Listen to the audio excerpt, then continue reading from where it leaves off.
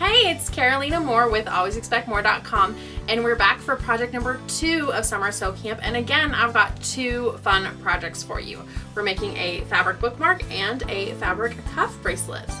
Remember, there is a packet of information with all of the details. The link for that is in the description. Make sure you get an adult's permission before clicking on that link. You ready? Let's get sewing. Project number 2 is a fabric bookmark or a cuff bracelet. Just like the previous video, you can make both. You can make either or. It's up to you. There's a lot of similar stuff going on in making both of these projects. So let's go ahead and get started. I went through my felt scraps and found some fun felt. I'm going to be using this gray felt for my bookmark. And then I went through my fabric and found all kinds of fun fabrics. And actually, let's see. I'm actually going to choose this fabric for this project. And part of the reason is because we're just cutting a 1.5 inch strip. And I thought these cute little critters were really fun, but when I grab my ruler, I see that 1.5 inches is just really barely gonna cut into those, and I'm afraid that it's not gonna look great. So this simpler design is going to look better, I think, on this project. So I'm gonna go ahead and keep my ruler out because I need to go ahead and measure. And just like before, we're not using a rotary cutter. If you have an adult that wants to use a rotary cutter and knows how to use one, great, but we're just using scissors and our rulers and markers. So I need a 2x6 inch piece of felt. And I have a nice straight edge here and a straight edge there. So I can just use my ruler and mark 2 inches by 6 inches.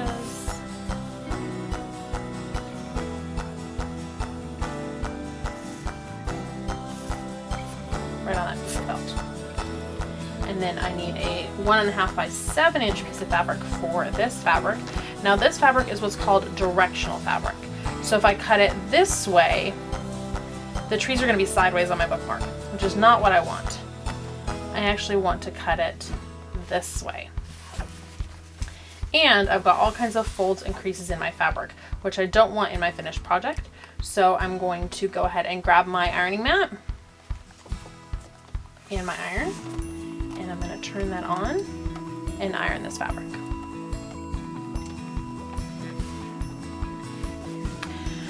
Alright, I think that's going to work well for this project. And I need to cut a 1.5 inch by 7 inch piece and 1.5 by 7. This side edge is really straight. This bottom edge I have not cut so straight, so I'm going to be able to use this side edge but not this bottom, which is fine. There we go.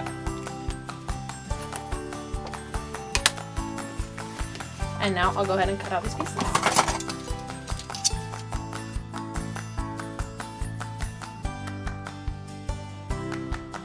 Now you see I have some fraying threads on this edge. I'm just going to trim those away. And those are just threads that are kind of coming loose from the weave. There we go.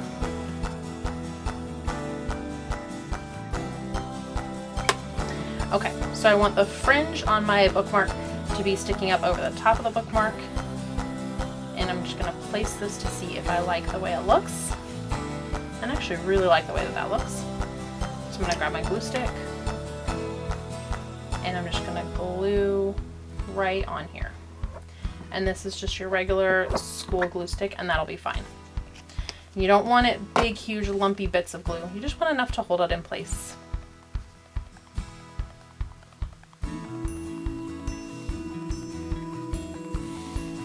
And if you'll see, I didn't put glue up here on this side because that would put the fibers together and make it really hard for me to get my cute frayed look at the top when this is all done.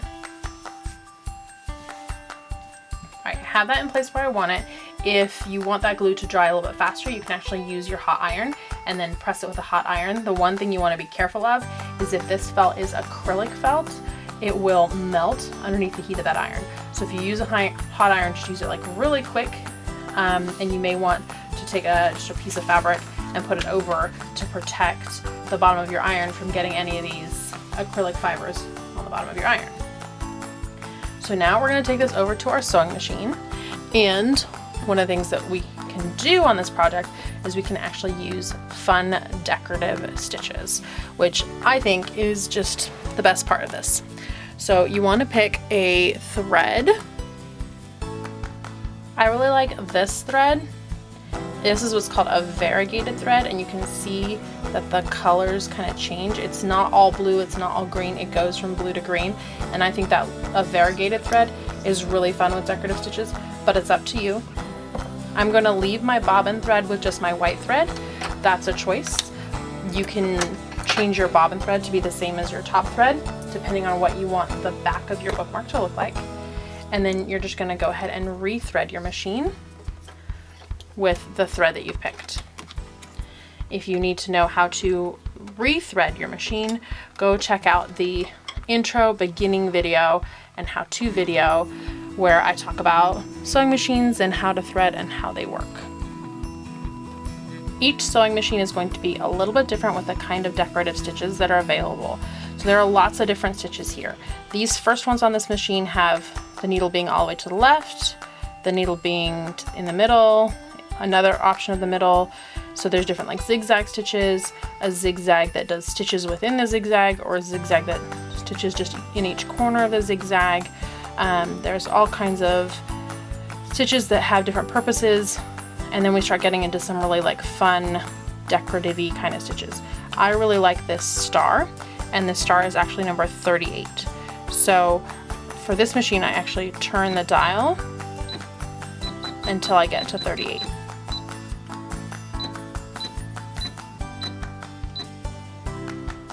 And it's going to have preset automatic settings of what size it thinks that this decorative stitch could be. In some cases you can play around with those. In most cases you just want to leave what it says, because it already knows what the best stitch length and stitch width are going to be for this stitch. So I'm not going to mess with it. And there are some other fun hearts and stitches, and you can always add more stitches if you like. I'm going to go ahead and put the presser foot underneath I'm going to put the fabric underneath my presser foot, and I'm starting kind of in the middle somewhere. You can start wherever you like. If you really want it to be kind of invisible where you start and stop, usually starting kind of on a bottom corner is a great.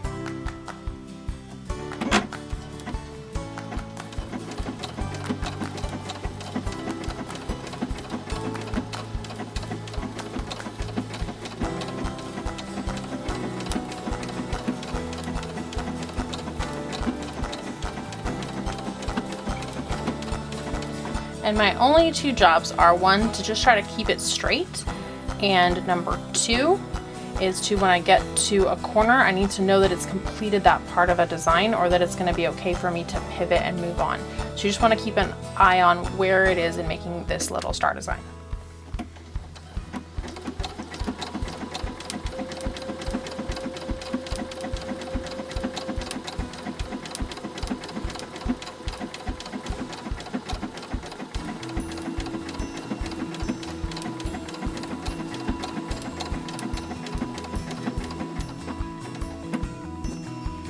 So it's finished the star. I can turn and keep going.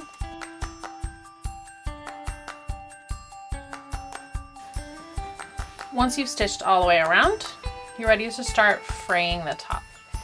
And what you want to do is you just want to, with your fingers, kind of start to pull the threads out. And it doesn't matter which way the threads want to come away first. You just want to get to a point where you're able to grab the threads that go across the top and pull those out of the way. Now if the side ones come out first, that's fine. Just don't pull those side ones past your stitching.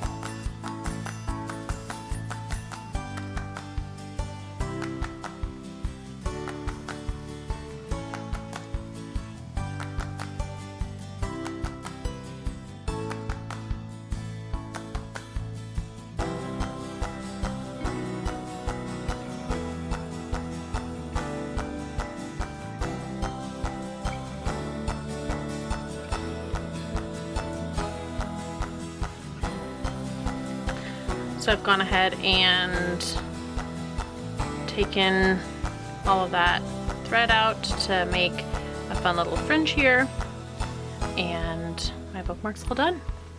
Ready to hold my page in whatever sewing book I'm reading, right? Now the cuff bracelet is made in a really similar way. The first thing that you want to do with your cuff bracelet is actually get a measuring tape. You want to measure the size of your wrist. And you don't have to be super, super perfect exact. So this is about 7 inches. So I'm going to want to cut my fabric 9 inches. So my felt is going to be 2 inches by 9 inches, and my fabric is going to be 1.5 inches by 9 inches for my cuff bracelet. And that is because you want 2 inches longer than whatever you measured. I measured 7, I'm going to want 9. You're going to cut that out and you're going to stitch it. And I've already done that here. So I cut my felt to the right size and I stitched it. This time I used this really fun heart design.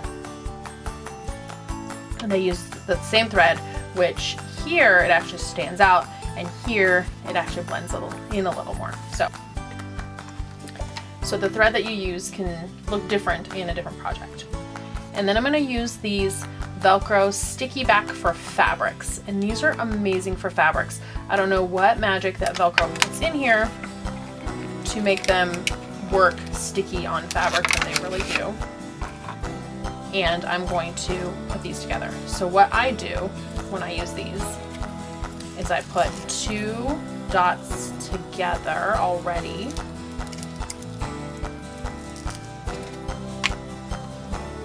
And I'm going to put one side on my felt. So I'm just going to line it up and put it pretty close to the edge and press it down. And then carefully peel this back. Now I can wrap it around my wrist. Make sure it's not too tight.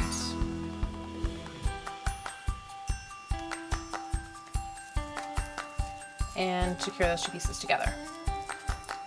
So now I have my fun cuff bracelet made with fabrics and my own stitching. If you wanted, you could take this cuff bracelet and you could use fabric paints to paint a name or something in here right in the middle, and that would be super fun as well.